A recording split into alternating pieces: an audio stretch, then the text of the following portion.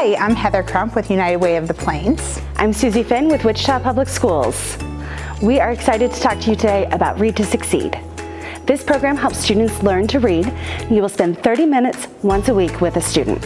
The student will become your buddy and you will be partnered all school year, listening to them read, helping them understand their unique situation, and being a positive force in their life.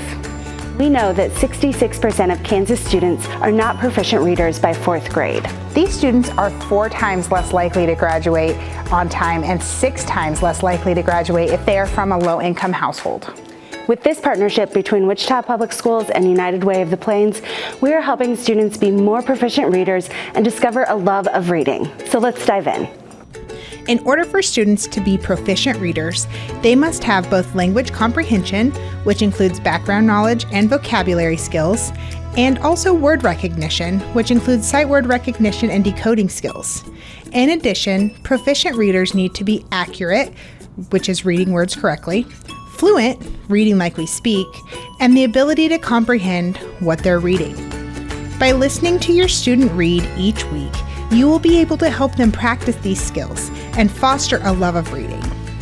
Here are the top 10 things you will need to know to help make your Read to Succeed experience successful. Read to Succeed extends from September to May. The week of September 25th, you will take your tour of your school. The week of October 2nd will be the first week that you read with your student. You will not meet on days that there is no school. The program will end 2 weeks before school is out, so your last week of reading with your student will be the week of May 6th. On the day of your tour, you will need to bring your driver's license so that you can receive your volunteer key fob. This makes checking in each week quick and easy. This is also how your volunteer hours will be tracked, so it is important that you check in and out in the office each week. Due to FERPA HIPAA restrictions, you will not receive progress reports for your student. Use your best judgment to gauge your student's progress. Is your student remembering new vocabulary? Are they gaining words as you check for fluency? Are they pausing at the correct punctuation? If you have concerns, talk with the teacher or your Read to Succeed school coordinator. Parking can be hard sometimes at some of the school buildings due to the location. Several buildings are built into neighborhoods, causing them to be landlocked and limiting parking spaces. Please come a little early if you know this could affect you. I would also encourage you to look up the school on Google Street View to make your first time a little bit easier. You will have a packet that has everything you need to know for the program.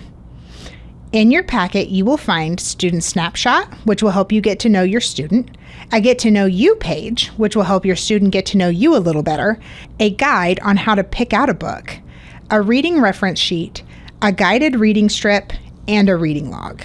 Your site coordinator will have books in a bin for you and your student to choose from. In order to find a book that is a good fit for your student, you are going to use the 5-finger rule. The student will select a book they think that they would enjoy reading. Students will then turn to any page and start reading out loud. Every time they come to a word that they do not know, they will hold up a finger. They will stop reading when they get to the end of the page or when they have all 5 fingers up, whichever happens first. If students are holding up 0 to 1 fingers, the book is too easy. Likewise, if they're holding up 4 or 5 fingers, the book is too difficult. If they are holding up 2 to 3 fingers, the book is a good fit. Here are some of the tools you can use with your student to make the most out of your time. Use flashcards to review your student's commonly missed words. Use a guided reading strip or encourage the student to use their finger to track when they are reading. Once a book is chosen, read it until it's finished. Start and end with comprehension questions, such as predicting what they're going to read today or summarizing what they already read at the end of the session, and read aloud to your student for the last 5 minutes of the session to model good reading. You will also receive a monthly communication from me with tips and tricks on how to help your student be the best reader. The greatest gift you can give is your time. But every once in a while, you might want to reward your student with an incentive. Please leave the gift with the teacher and not the student. Here are some suggestions if this is something you decide you'd like to do. Set a goal with your student, such as completing a chapter or a book. Offer a small reward when they reach their goal. Incentives for small goals include things like bookmarks or school supplies, such as pencils, pens, or stickers. You might consider giving your student a book at a larger milestone, at the end of the semester, at the completion of a difficult book. Any gift that encourages reading is appropriate. Learn how to say and spell your student's name. Listen carefully and remember details. Be tolerant of mistakes. Make sure your student knows that mistakes are part of learning. Help them build confidence. Know that improvement will come slowly and your patience may be tested. When you don't know, make sure you ask a coordinator. It's also important that you establish boundaries. High fives, fist bumps, and side hugs are all appropriate. Do not allow a student to sit on your lap to read. Do not share your cell phone number or contact your student on social media. Again, if you don't know or are not sure, please ask your site coordinator. The first time that you meet with your student to read, you're going to pick up your packet and get to know your student using the worksheets provided inside the packet. You're going to pick a book together and start reading.